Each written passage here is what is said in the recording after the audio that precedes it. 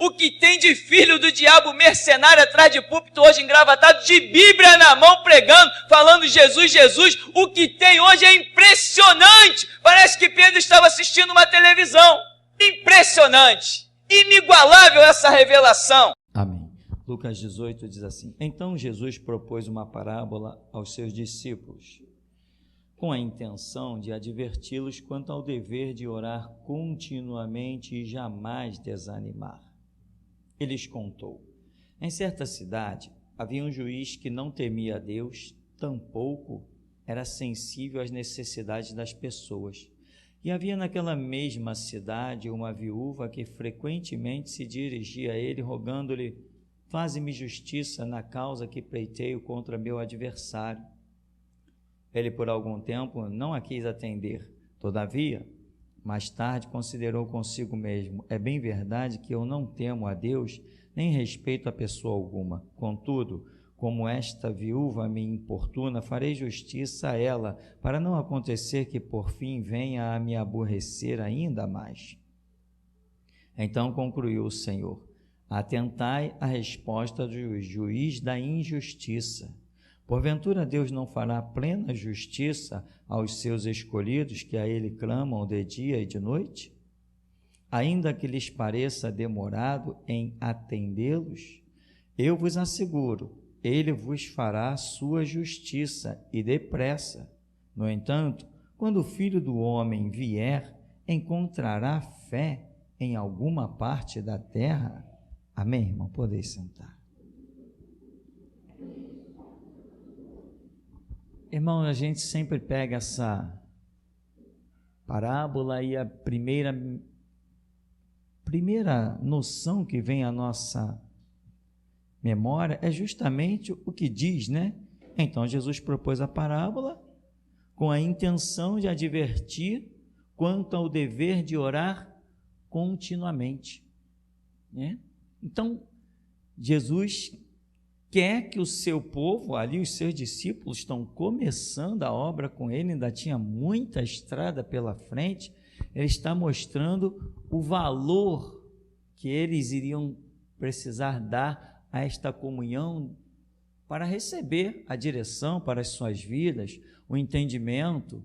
Quantas vezes na oração é que um milagre do entendimento acontece? Isso é impressionante, isso eu vivi muito isso, quando estamos assim orando e uma passagem bíblica penetra na nossa memória, mas você não estava nem pensando naquela passagem bíblica. Ou seja, Deus ministrando coisas ao teu espírito através daquele momento de oração. Isso é só uma gotícula de uma experiência, são milhões de experiências que o povo de Deus tem nessa terra, nessa comunhão da oração. É algo milagroso que Deus estabeleceu, né? Criou casas, criou templos e disse: minha casa será chamada casa de oração, meus ouvidos estarão inclinados à oração que se fizer neste lugar. Jesus vem e diz assim: tu quando orares, entra no teu quarto, fecha a tua porta e fala com Deus. Essa comunhão aí é algo bem requerido de Jesus, por Jesus aos seus discípulos. Então esse é o primeiro cartão postal dessa parábola da viúva persistente, em que o homem é juiz e, por coincidência, né, não temo a ninguém. É assim que se comportam realmente os juízes, né? Eles estão lá, eles julgam a lei, eles julgam com a lei e eles fazem o que eles bem querem. Usam a lei para os outros, mas a lei não vale para eles. O juiz pode roubar, ele rouba, recebe aposentadoria compulsória, e não é aposentadoria sem direito a nada, não, é uma bela de uma aposentadoria, não perde nenhum dos seus direitos, é a coisa mais absurda. Então eles não estão abaixo da lei, eles estão acima, porque a lei diz que quem rouba tem que ir para cadeia, mas não tem. Juiz rouba, juiz desvia a verba, juiz faz o que quiser, apreende bens dos outros, toma para eles. Isso aí é antiguíssimo e eles estão sempre isentos. Você conhece algum juiz atualmente que esteja preso?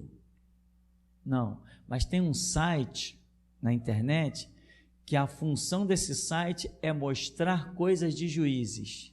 Se você for nesse site, você fica horrorizado de tanta coisa a respeito de juízes. Mas o nosso assunto não é nem esse, mas a gente sempre tem que deixar alguma lembrança, né? Para que fique bem claro que Deus não se esqueceu deles. E o que é deles, a sentença deles, breve será decretada. Muito breve, muito breve. Muito mais breve do que o que eles imaginam. Eles nem se dão conta que já está tudo preparado para Jesus descer no Monte das Oliveiras. Eles pensam que quando Jesus descer, eles permanecerão acima da lei. Vão permanecer da lei deles, mas não da lei do nosso Senhor e Cristo, que virá com cetro de ferro e vai obrigar todos a se curvarem. Quem não se curvar, morre. Amém? Não é assim que eles fazem? Não é assim que eles fazem? Não é assim que o Estado faz? Quem não se curva, morre. Jesus também, quando Jesus vem implantar o seu milênio, quem não se curva, morre. Ou não é isso que o anjo da justiça está fazendo por aí? Matando. Matando, irmão. Matando. E matando pior do que se tivesse colocando na sepultura. Alguns vão até baixar a sepultura, outros não, outros vão permanecer vivos, respirando, mas sem cabeça. O que é sem cabeça? A sua cabeça é o seu cérebro, é que dirige o seu corpo, os seus negócios, as suas atitudes. Imagina uma pessoa sem condições de pensar em nada.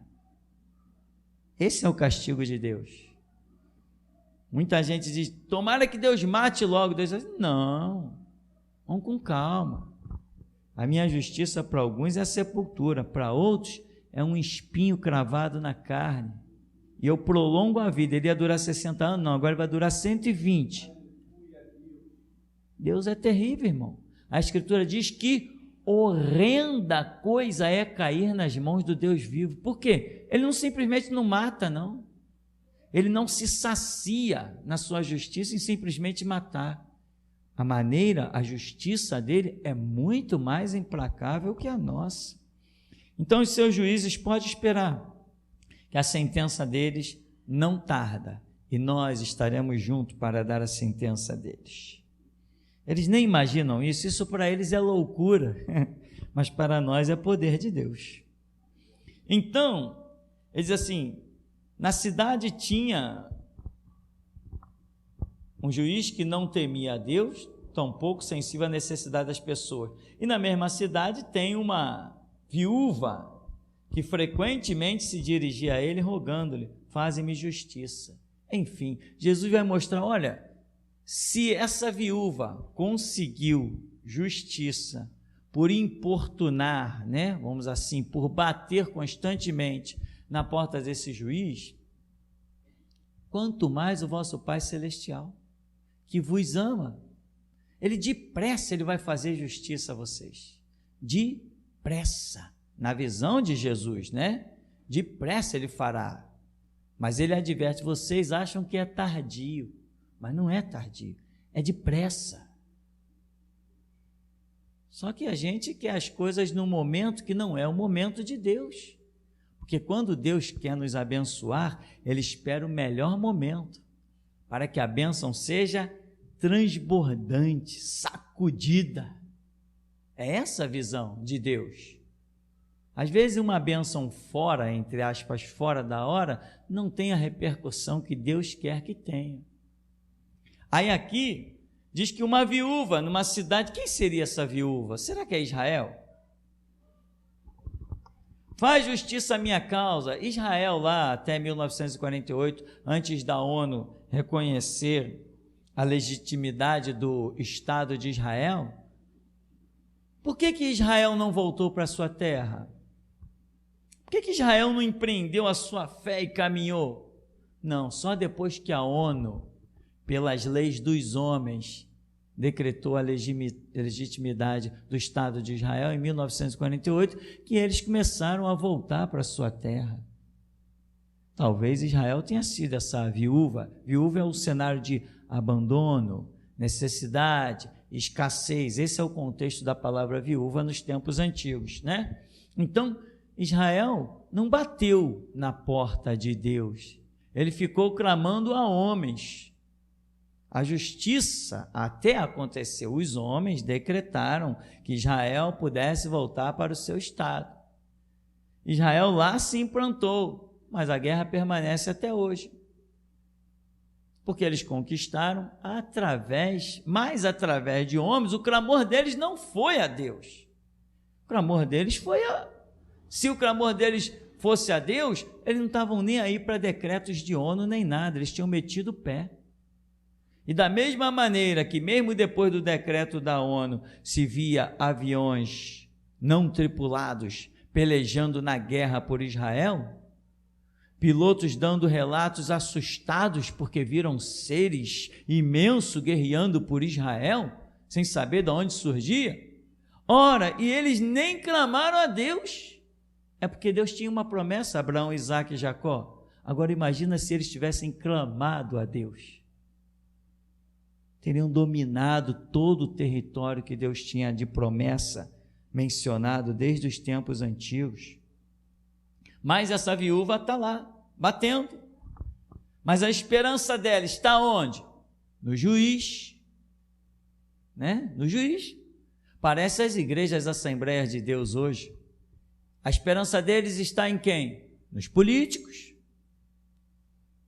Irmão, nós precisamos ter um político para representar a igreja. Senão, a quem nós vamos recorrer? Você não tem ideia de quantas vezes eu ouvi isso. Eu digo assim, irmão, Pedro, Paulo, Tiago e João nunca tiveram políticos a quem recorrer. E, no entanto, terminaram as suas vidas declarando: combati o bom combate, completei a carreira e guardei a fé. Eu sempre uso o que eu disse uma vez numa mensagem: quem era o poder político que favoreceu Israel para que eles saíssem do Egito? Todo o poder político estava contra eles, mas o poder de Deus estava a favor deles. E o resultado? Eles saíram, despojando exércitos imensos. O exército mais poderoso da terra, que era o exército do Egito, Deus despojou, acabou com eles, sem que os israelitas levantassem um pedaço de pau. A igreja não precisa de políticos, a igreja não precisa de juiz. A Escritura diz que o Senhor é o nosso juiz, Ele é o nosso legislador, Ele é o nosso rei, Ele é o nosso salvador. E João diz que Jesus Cristo é o nosso advogado. Nossa lei está completa, irmão. E com aqueles que não perdem causa alguma. É assim, é exatamente assim. Quando estivemos presos lá na Polinter, daqui a pouco vem a ordem para a soltura. E Deus mostrou algo tão tremendo. Mostrou que o que Ele usou, Deus poderia usar o que Ele bem quisesse, irmão. Poderia derreter as grades. Poderia matar todo mundo na minha frente. Poderia fazer o que Ele bem quisesse, mas Ele usa os seus caminhos, e nos seus caminhos sempre tem grandes lições. Quando há soltura, um habeas corpus aqui, quem botou o habeas corpus? Um camarada que tinha 4ª série, não era advogado, tinha 4ª série primária. O homem tinha a 4ª série primária, fez um habeas corpus, tinha habeas corpus de advogado lá, não foi aceito, e o do homem com 4ª série foi aceito. Deus tem seus caminhos. Deus não precisa de ninguém, não. Ele tem sempre quem Ele precise. Você pensa que muitas vezes você já passou em lugares para pedir informação e você está pensando que você falou com uma pessoa? Você falou já com anjos, meu irmão. A maioria aqui dentro já falou com anjos sem saber. Nem tenha dúvida nisso, eu aposto a minha vida. Eu já falei com anjos no meio da rua. Falar com uma pessoa e sentir algo tão bom, de você não querer sair de perto daquela pessoa. Não, aí tem. Recebe a informação, vai andando, e aquilo, a vontade de voltar para perto da pessoa. Não tenha dúvida, os anjos estão aí, a respeito dos que hão de herdar a vida eterna. E, meu irmão, Deus é soberano, tremendo, transcendental, faz tudo o que lhe apraz. Aí, a mulher clamou, bateu, e o juiz disse assim, então vou julgar a causa dessa mulher aí, para depois ela não vir mais me encher as medidas aqui de novo, então está resolvido, tal, decretei. Aí Jesus diz assim, está vendo aí? O cara é ímpio, mas alguém clamou a ele, clamou insistentemente a ele, ele acabou atendendo. Aí Jesus vai dizer assim, no verso 6, então concluiu, atentai à resposta do juiz da injustiça. Verso 7, porventura Deus não fará plena justiça aos seus escolhidos? Você é escolhido, irmão? Deus não fará plena justiça aos seus escolhidos que a Ele clamam. Seus escolhidos que estão jogando videogame,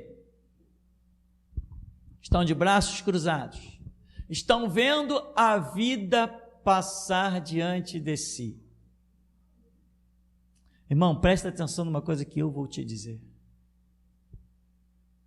Quando você se levanta e clama e invade as regiões celestes, você muda o curso de histórias, tanto da sua vida quanto da vida de outros.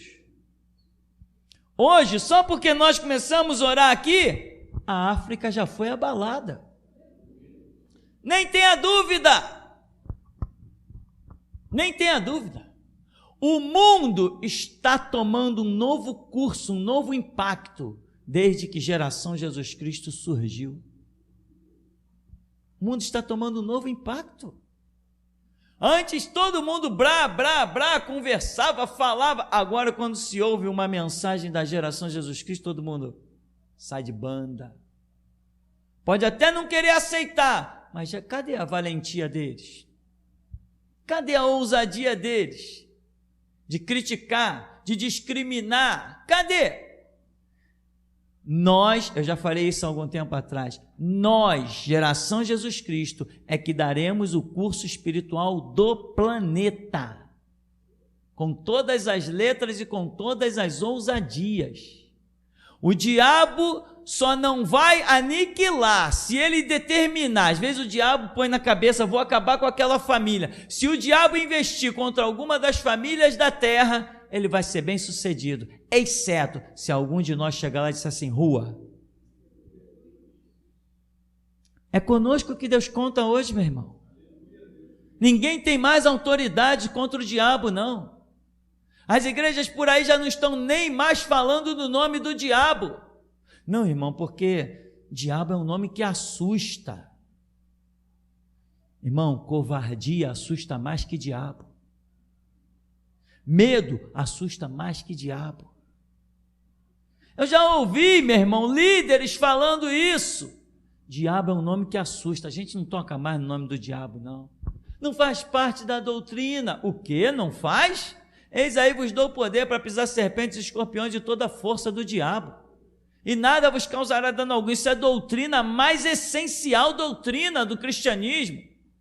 Você entender que Deus te deu tanto poder, que pode sair todos os demônios que estão intocados, pode descer os que estão na região celeste, eu vou pisar na cabeça de um por um.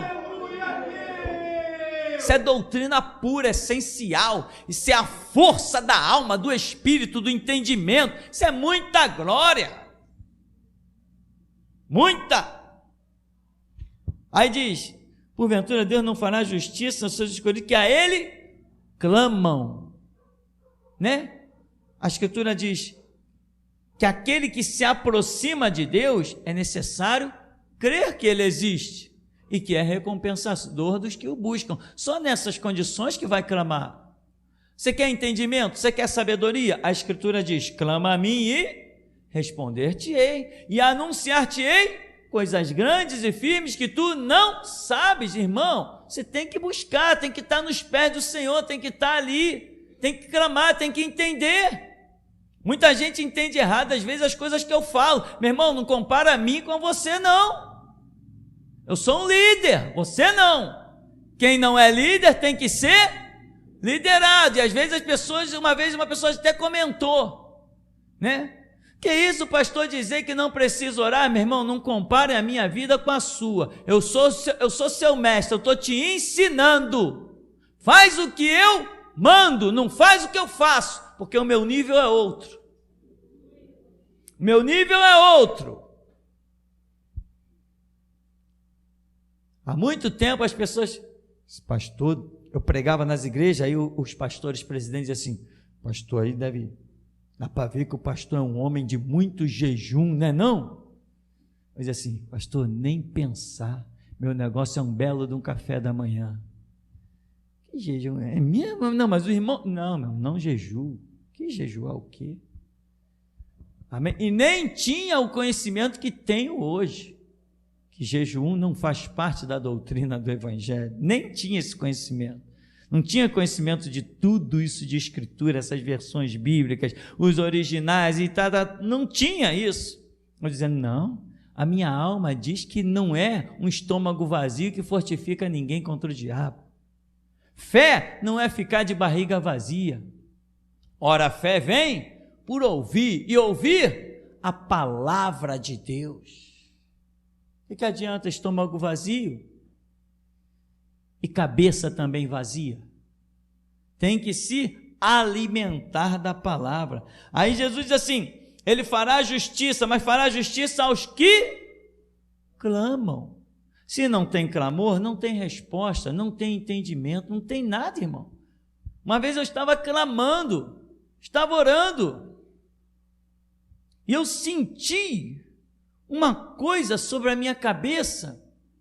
Eu disse: Senhor, me dá inteligência, me dá capacidade de compreender a Escritura. Por 2 vezes na minha vida eu fiz essa oração, uma dentro da igreja e outra no quintal da minha casa. Mas eu senti algo, e naquele momento começou a se processar coisas na minha mente. Eu comecei a analisar algumas coisas assim. Eu falei: ué, que isso? Eu senti que alguma coisa diferente aconteceu. Naquela mesma semana eu fui numa igrejinha, e aquela experiência que eu já contei para os irmãos, que o homem olhou para mim, riu, fez assim, ó. Aí disse: você tem muita inteligência. Eu levei um susto. Aí ele falou assim: até isso Deus revela. Fiquei assustado, foi a primeira vez que eu vi aquele homem na vida. Ele falou: até isso Deus revela. Mas essa inteligência não é uma inteligência de eu ter a inteligência. Foi a inteligência que eu pedi a Deus. Para quê? Para entender a sua palavra. Para quê? Para viver e pregar a sua palavra.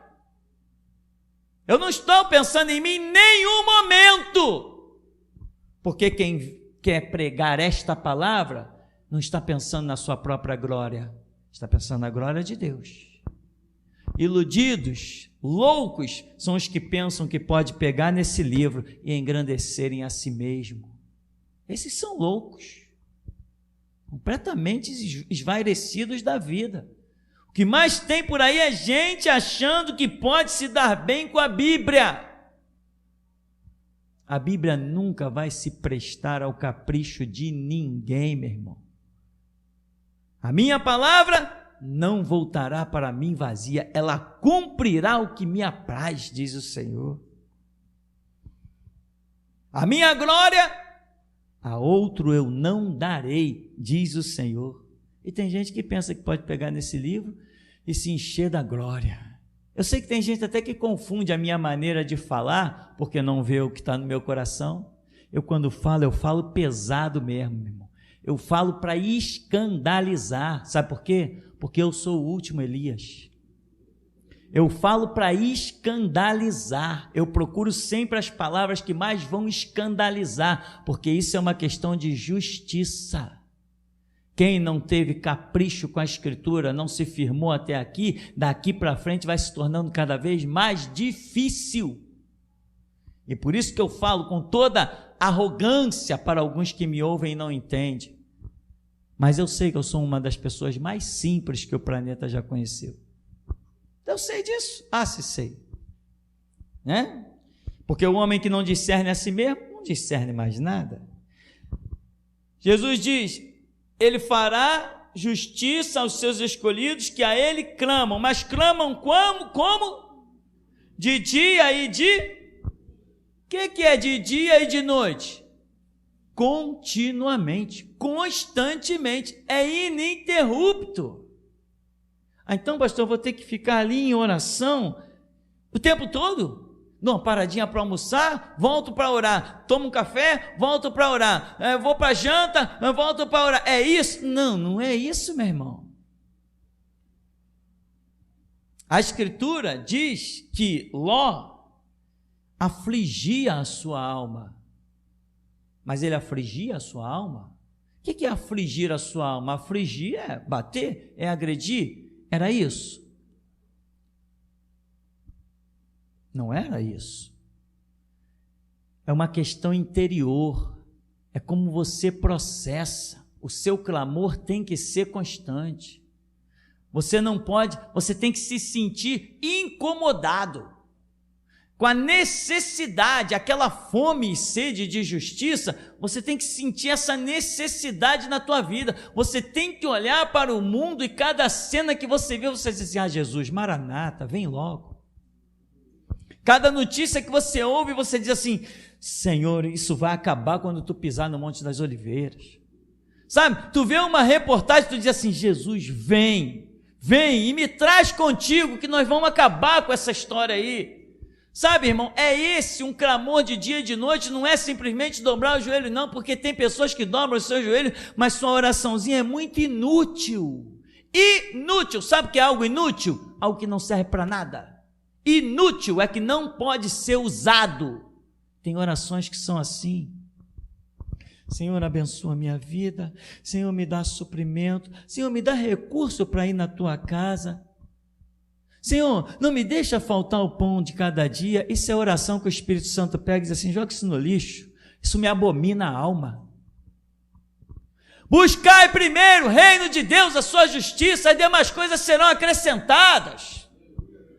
Oração, meu irmão, é: Deus, despoja Satanás, acaba com o reino dele, me dá unção, me dá graça, me dá autoridade para enfrentar o diabo, enfrentar o sistema, cortar a cabeça do dragão. Isso é que é oração útil, meu irmão. Deus abala os principados da África, abala o Congresso Nacional, escreve naquelas paredes: Bíblia sim, Constituição não.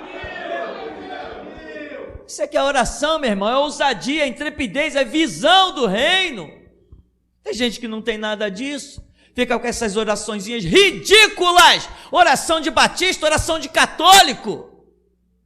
Eu não faço mal a ninguém. Deus abençoa, Deus abençoa, Deus abençoa os governantes para que a gente possa ter uma vida de paz. Vai com uma oração dessa diante do anjo da justiça, está arriscado ele arrancar a tua cabeça. O anjo da justiça não é pacifista nem pacificador. Ele é um assassino em nome do bem e da verdade.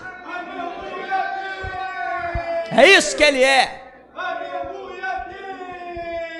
Deus abençoa, abençoa, abençoa. Abençoa o quê, meu irmão? Fica esses palhacinhos aí nos grupos de zap, na internet, montando um monte de rede social. Irmão, estamos pedindo, vamos fazer um clamor pela nação. O cara até gay está falando de clamor. Desde quando Deus ouve clamor de gay? Fala sério, meu irmão. Clamar de dia e de noite, é constante. O que é de dia e de noite? Se é constante, é você ter uma fé firme, que não oscila, porque supostamente quem faz uma oração está exercendo fé, e quem exerce a sua oração, seu clamor dia e noite, é fé constante. Quanto tempo Daniel ficou orando? 21 dias? Você acha que ele ficou orando 21 dias? Eu não acho. Eu acredito que Daniel teve ali os seus intervalos de oração, mas não ficou orando 21 dias, mas permaneceu na fé daquilo que já tinha orado 21 dias. Isso ele fez. Aí vem o anjo depois de 21 dias, Daniel, tu és um homem muito amado.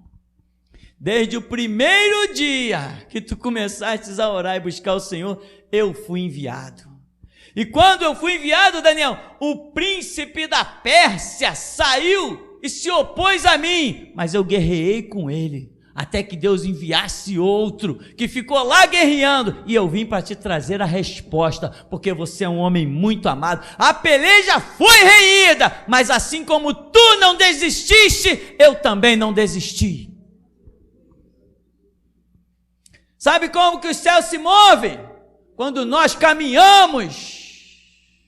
Sabe como que o céu se abre? Quando nós batemos.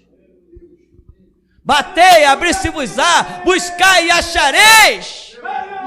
Tu quer um Deus morto? Ou tu quer um Deus vivo? Se tu quer um Deus vivo, ressuscita-te dentre os mortos.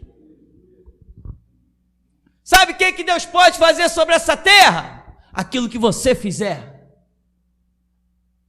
Aquilo que no seu espírito você fizer. No meu espírito eu mato todos os mercenários dessa nação. Então Deus vai lá e mata. Na minha alma eu crucifico de cabeça para baixo esses mercenários. Não como glória, mas como indignidade. É isso que eu faço na minha alma. É esse o meu clamor. E ele é constante. O meu clamor é tão constante que às vezes eu paro no canto, encosto na parede, eu paro num canto, eu dobro os meus joelhos, eu boto a cabeça entre os meus joelhos e digo: Deus tem misericórdia de mim, a minha fome e sede de justiça vai me matar. Mesmo quando eu não estou orando, meu irmão, o meu clamor está chegando ao céu. Isso é de tal maneira que uma vez eu cheguei numa igreja e um profeta falou: olha só o que eu vou te contar hoje. O meu clamor é tanto que um dia eu cheguei numa igreja e um profeta falou assim: tem um homem aqui dentro que fez uma oração. E ele orou isso, isso e isso. Eu falei: caramba, que coisa tremenda. Não fui eu que fiz essa oração. E aquele profeta: levanta a mão quem fez essa oração. Ninguém na igreja levantou a mão. Ele: levanta a mão quem fez essa oração. Ninguém levantou a mão. E de repente o profeta diz assim: mas é claro que ninguém pode levantar a mão. Deus está me revelando que essa pessoa não fez essa oração. É o espírito dela que clama. Eu falei: meu Deus, que coisa tremenda. E ele virou para mim e falou assim: é você aí, ó. Você não estava orando, mas o teu espírito dormindo clamou por isso a Deus. Isso é mover as regiões celestes. Agora me diz que todo mundo entende isso. Quer dizer, pastor, então que mesmo quando eu estou de boca fechada, meu espírito está clamando? Depende. Qual a tua fome e sede de justiça? Depende. O que se anseia? A que ponto você anseia as coisas de Deus? Então eu posso ficar sem orar? Olha, tá vendo? Comodismo não dá certo. Fraqueza não dá certo. Até que teu espírito clame, teu joelho já tem que ter calo. Não confunda, não pode confundir. Aí, de dia e de noite, ainda que lhes pareça o quê? Demorado em atendê-los. né? Às vezes Jesus lembrando, já falando do que os discípulos iam passar, né? Iam ficar presos meses. Paulo ficou preso anos. Não sei quanto tempo Pedro ficou preso, mas Paulo, pelo menos um relato, diz que Lucas escreve dizendo que ele ficou preso 2 anos numa prisão domiciliar, diz na sua própria casa, mas não dá a entender que foi apenas 2 anos. 2 anos até o momento que Lucas escreve a respeito de Paulo. Então, quer dizer, pode ser que as coisas pareçam que estão sendo demoradas. Tivemos um caso aí de um chinês que se converteu, ficou preso acho que 20 anos, não recordo agora, 20 anos um homem preso. Pode parecer que, poxa, 20 anos, Deus esqueceu de mim? Te digo uma coisa, Ele nunca se esquece, nunca. Mas 20 anos é muito tempo. Poxa, 20 anos da minha vida dentro de uma cadeia, Deus está muito demorado em atender. Está nada, meu irmão. Ele espera sempre a plenitude dos tempos.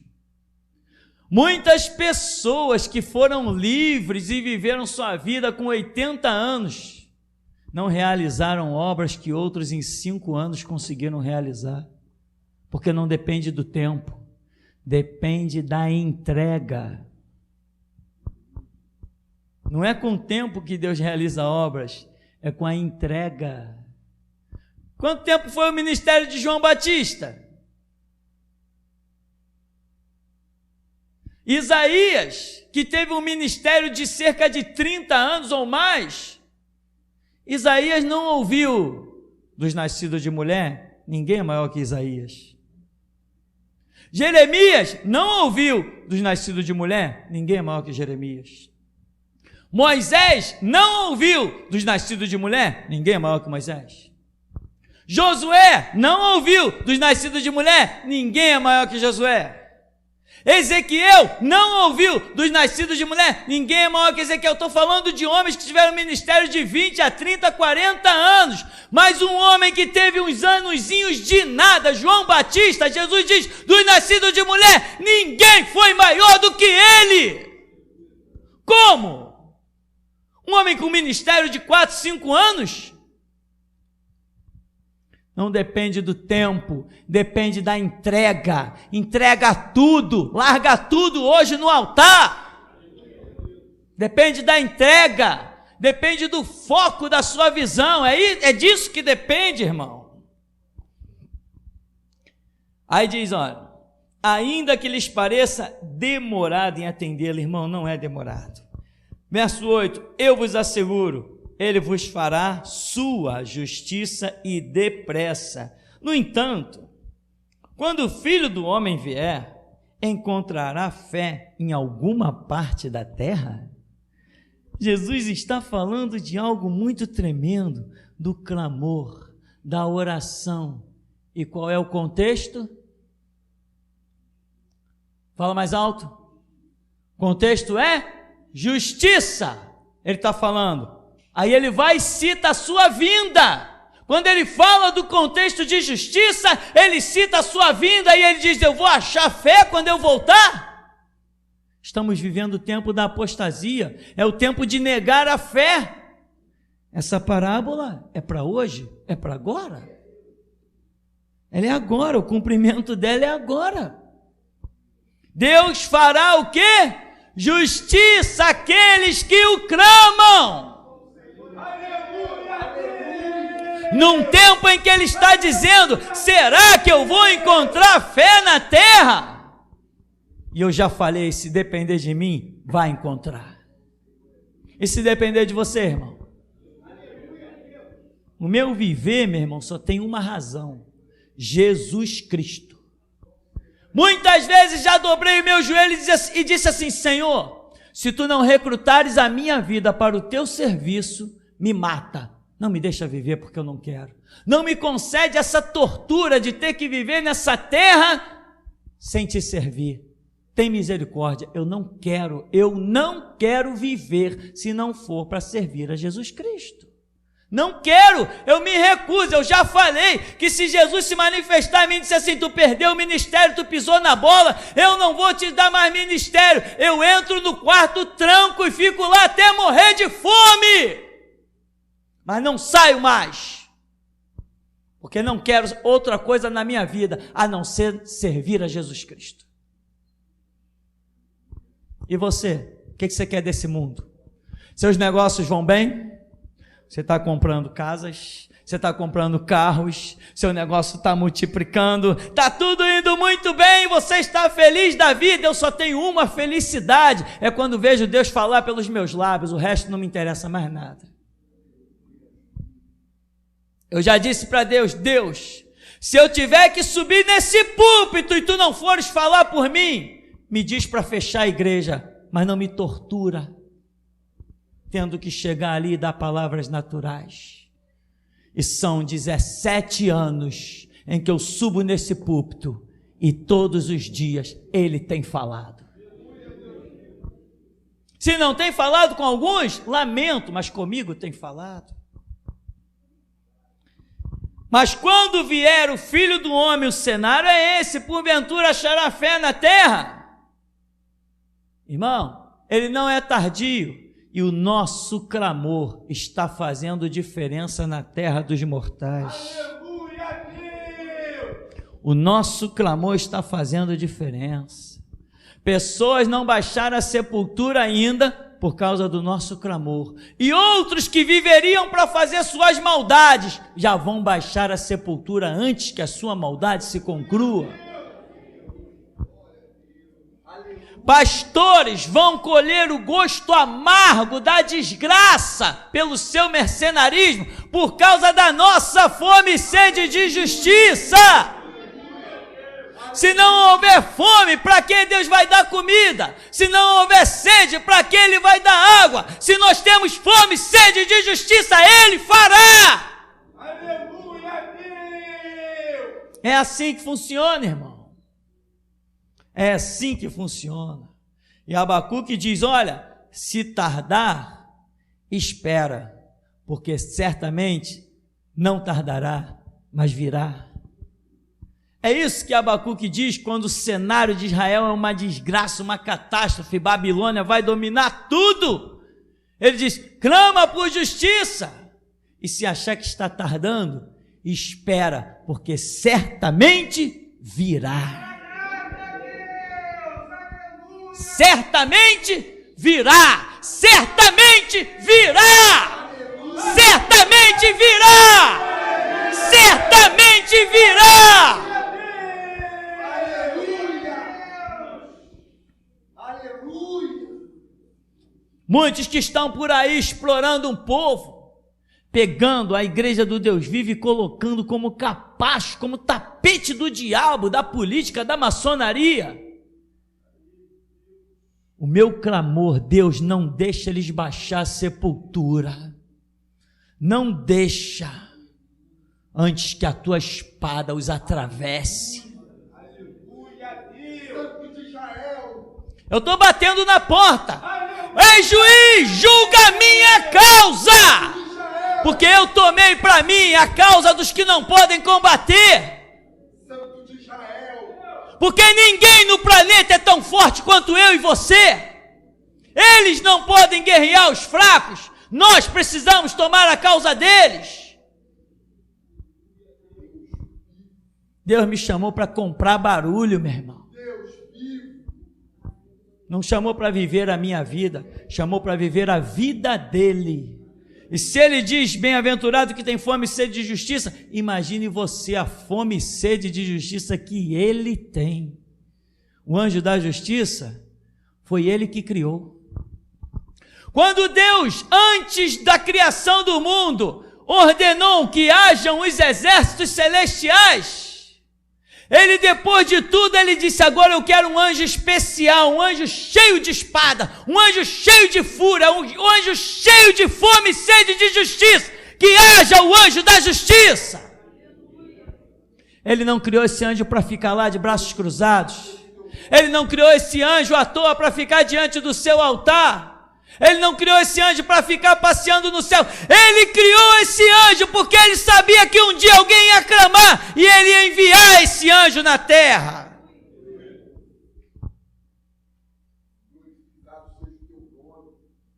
Não foi, não criou para ficar lá. Para quê? Anjos com couraças. Para que isso? Exibição de poder? Não, isso é para ser usado. Para que anjos com armadura?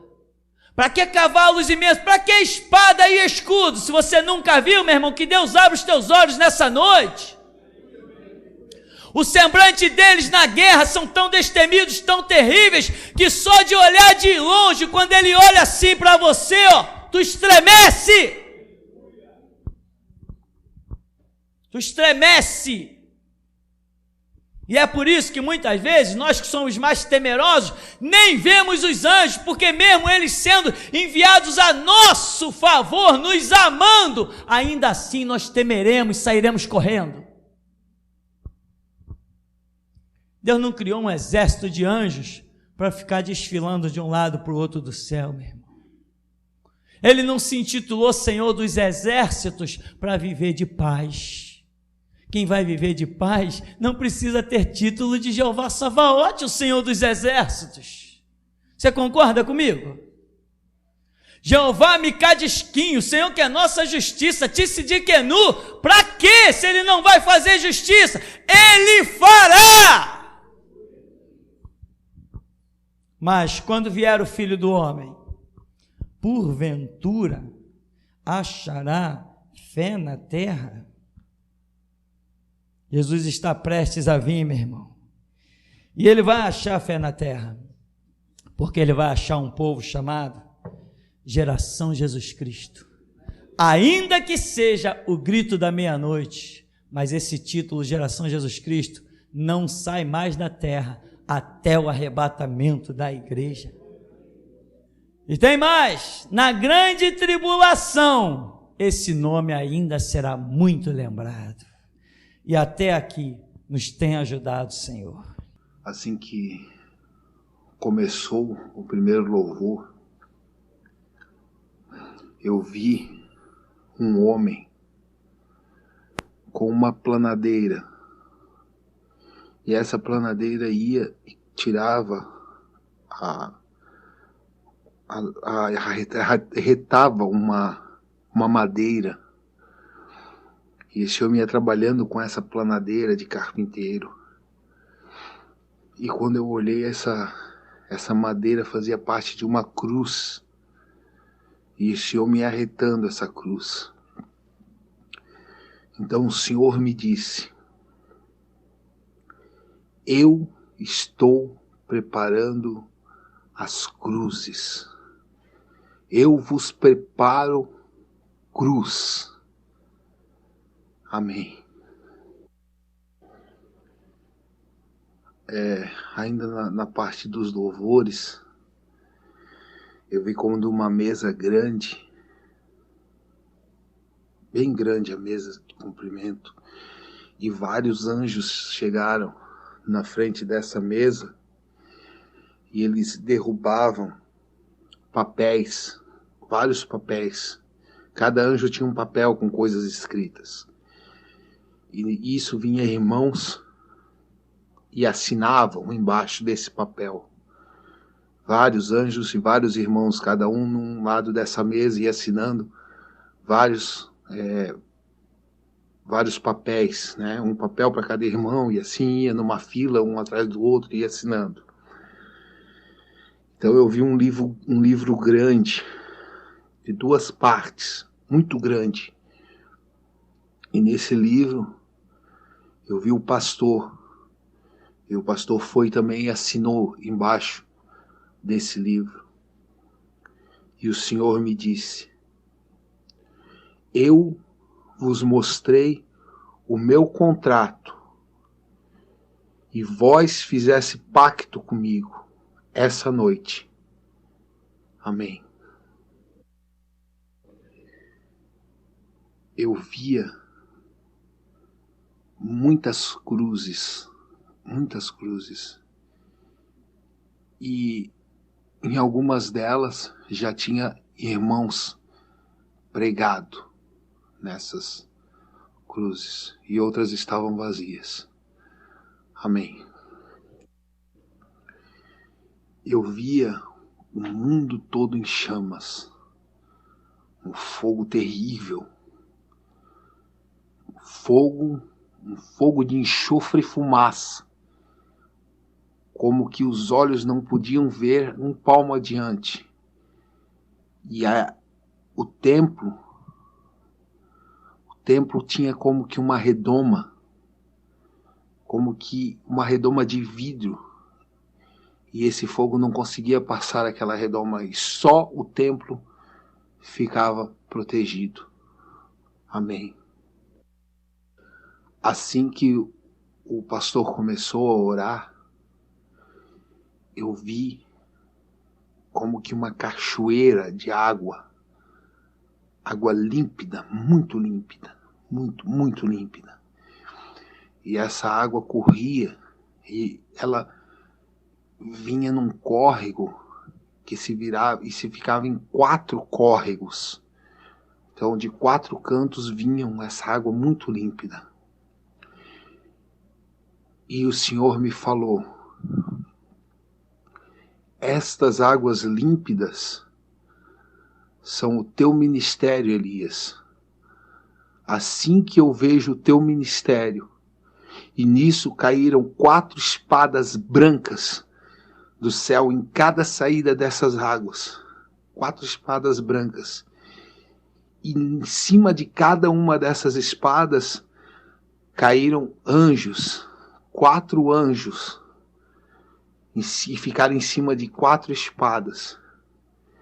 E o Senhor me disse: tu alcançarás os 4 cantos do mundo com a minha palavra. Amém. Quando o pastor orou pela África, eu vi quando como que se um relâmpago, um clarão, saiu do céu e entrou dentro de uma casa assim, e eu vi um irmão sentado na frente do computador e outros irmãos juntos. E esse relâmpago entrou e invadiu aquele lugar.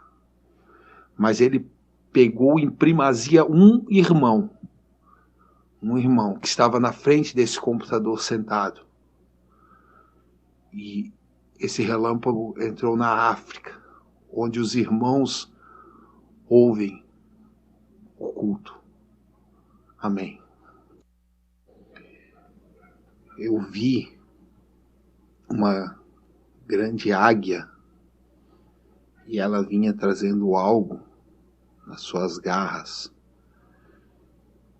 Quando eu olhei, parecia que era um globo preto. De repente, essa parte preta caiu, era um pano. E quando caiu esse pano do que ela vinha trazendo nas suas águias, na sua garra, perdão, quando caiu esse pano, eu vi uma gaiola. E nessa gaiola, ela estava repleta de juízes, de delegados, de advogados, de promotores, todos os magistrados presos nessa gaiola que essa grande águia estava carregando. Amém. Eu vi uma espada caindo e depois outra caindo, e eu vi várias, e o pastor passou no meio dessas 2 espadas. Então eu vi, o pastor voltou e várias espadas ficaram apontadas para o pastor, mas nenhuma encostava no senhor pastor. E essas espadas eram espadas sem brilho, espadas foscas, aparentemente pareciam até facões, com cabos de pau, sem nenhuma formosura, e elas rodearam o Senhor, pastor, e duas tentaram trancar o Senhor, mas o pastor passou pelo meio delas e mostrou que podia passar por ali, e voltou. E essas que estavam rodeando, tinha uma na frente, que o pastor até bateu a mão assim nela para mostrar como ela não causava ameaça ao Senhor. E assim diz o Senhor, essas espadas são as espadas do sistema, mas nenhuma te ferirá. Amém. Quanto aos contratos que foram assinados, assim diz o Senhor,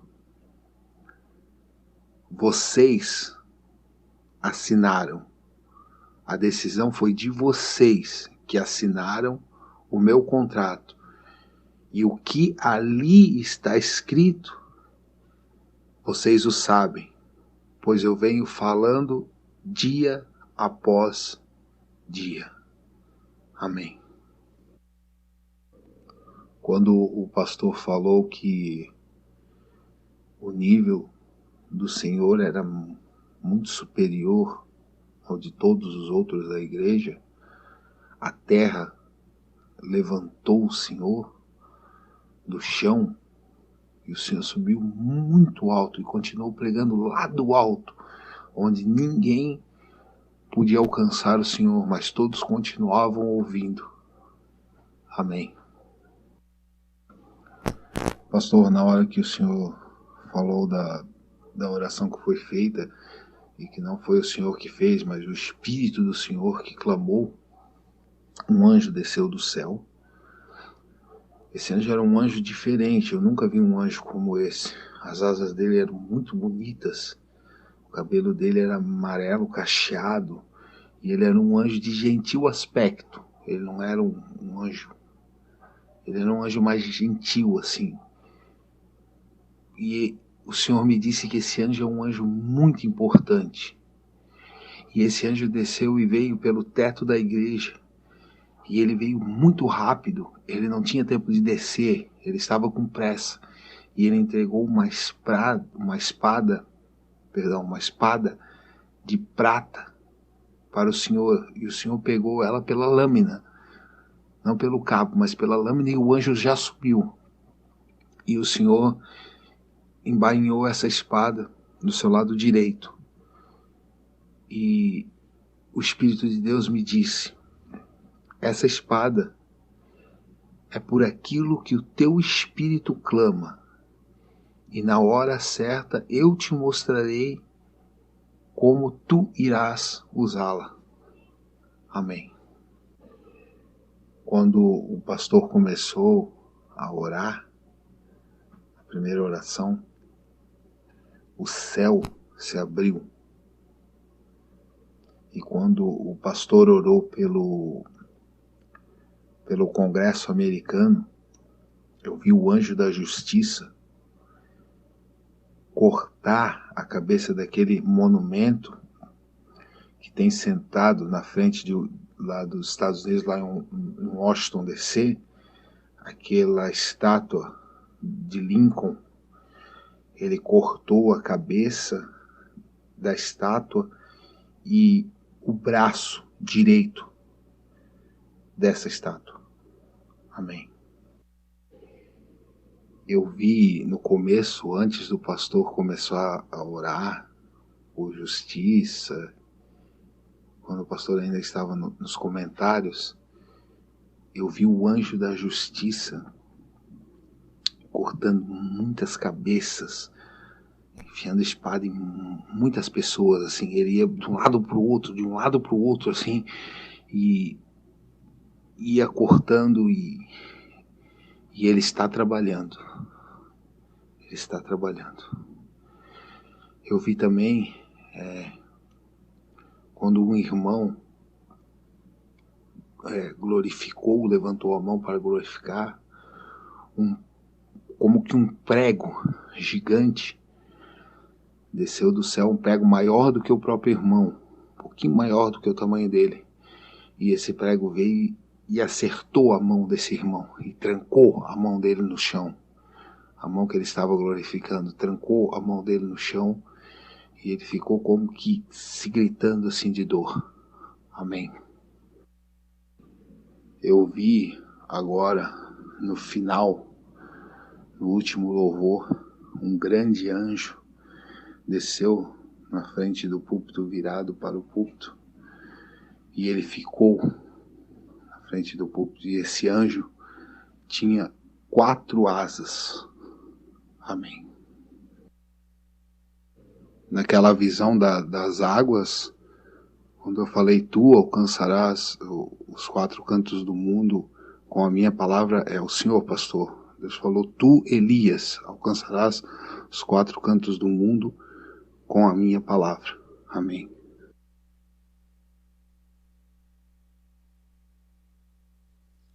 Paz, pastor.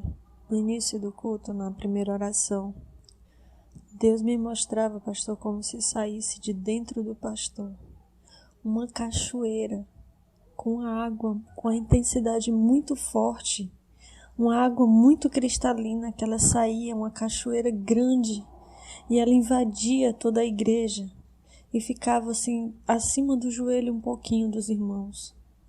Só, pastor, que eu via que alguns irmãos, eles se baixavam, mergulhavam nessa água, e era uma felicidade imensa.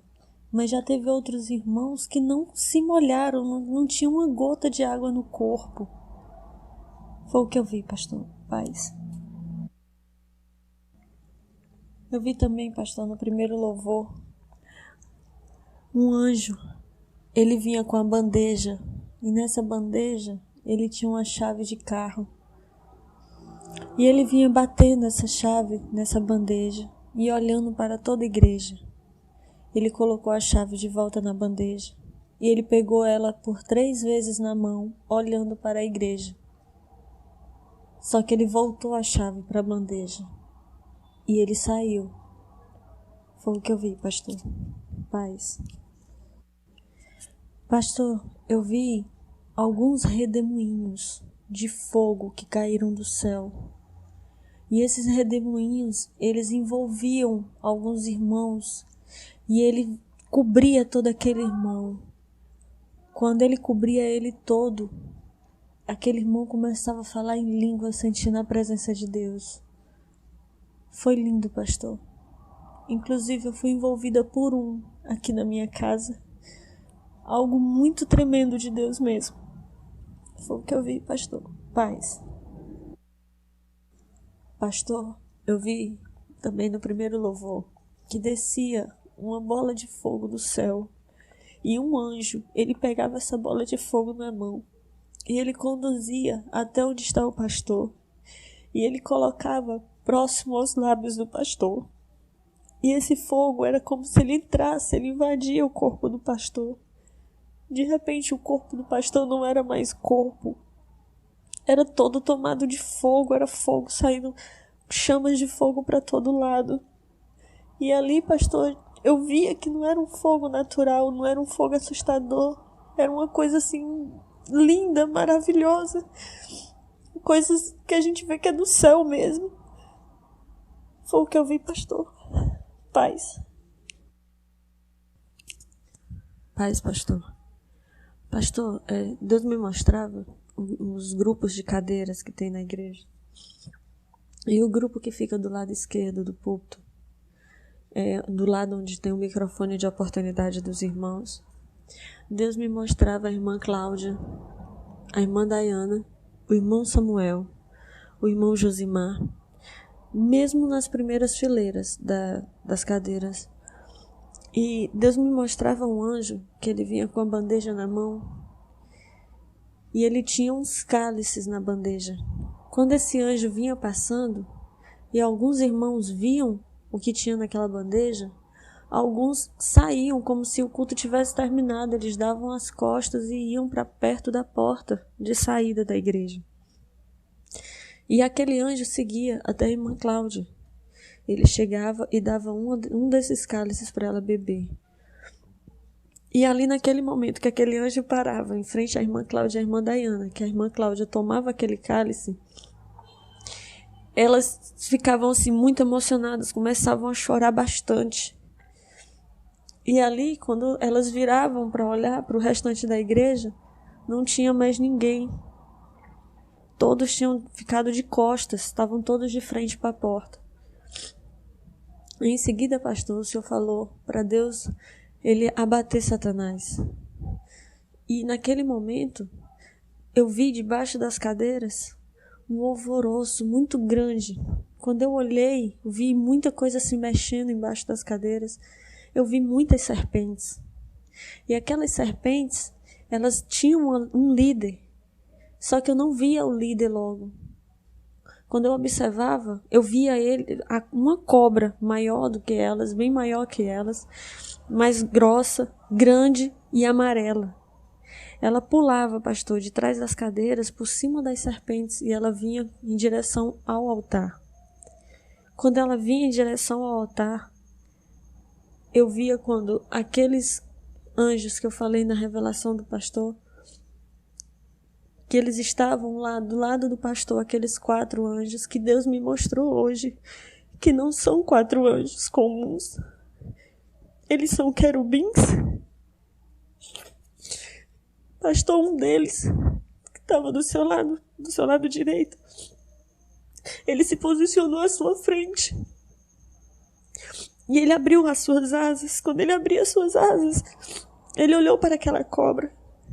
E só com o olhar, pastor, ele destruiu aquela cobra. Aquela cobra se desfez. E eu vi, pastor, quando abriu uma brecha entre as cadeiras, um buraco, uma rachadura que ia da frente do púlpito até próximo à escada. E aquelas serpentes todas iam caindo ali dentro. Foi o que eu vi, pastor. Paz.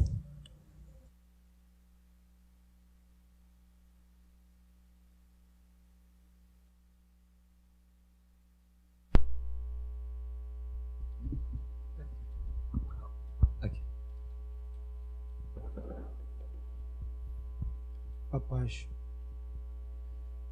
eu vi desde a primeira oração e até agora, uma chama, era um fogo que invadia toda a congregação. Uma chama como se fosse onda, ela cobria a igreja de um lado para o outro, ela ficava jogando. E de repente, no meio dessa chama, um anjo, ele voou, surgiu e voou, e as chamas saíam, um fogo muito vivo, muito bonito, ele jogava em cima da igreja, incendiando toda a igreja. E um anjo que partiu, ele ficava ali, bem ali, aonde está ali o ferro ali, aqui nessa direção aqui do corredor. Só que Deus me dava o entendimento que essa chama vinha de acordo com esse anjo. Ele tinha 3 metros de altura, as asas de fogo, peito de fogo, a face dele era fogo puro. E quando um fogo imenso saía de dentro da congregação e arrasava as nações, arrasava, era um fogo tremendo, ele saía como um rolo compressor e dissipava dentre as nações afora e arrasando as nações, fazendo um caos nas nações, saía esse fogo. E esse fogo vinha através desses anjos.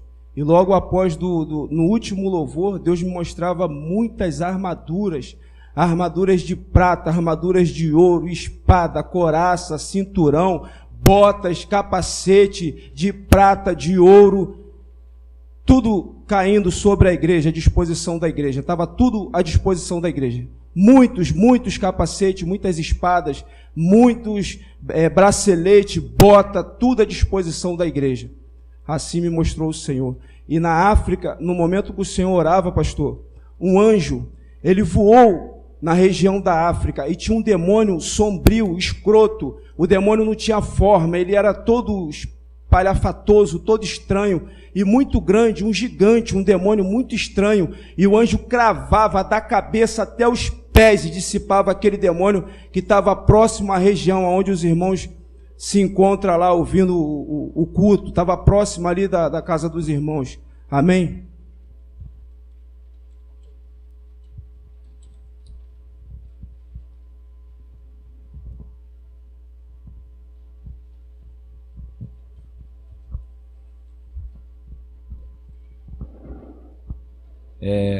Quando o senhor orava por justiça, me voltou uma visão que eu tive de madrugada, aquelas torres que tem no Sumaré, elas caíam, elas desmoronavam. Depois Deus me levava a uma sala onde tinha vários magistrados, e tinha um homem que estava com uma capa preta. O nome desse homem era Ricardo Lewandowski, e o anjo vinha e cortava a cabeça desse homem. E depois Deus mostrava, pastor, uma porta de madeira muito grande e muita gente batendo nessa porta. Aí quando essa porta se abria, resplandecia uma luz muito forte, e o número dessa porta era 21. E quando o senhor orava pela África, essa visão que o irmão André teve, eu também tive. O anjo da justiça vinha, matava e cortava esse demônio, e descia do céu uma coroa, e era lá cravada na cabeça de um irmão de lá da África. Eu só não sei dizer o nome dele, pastor. E essa foi a visão que Deus me deu hoje.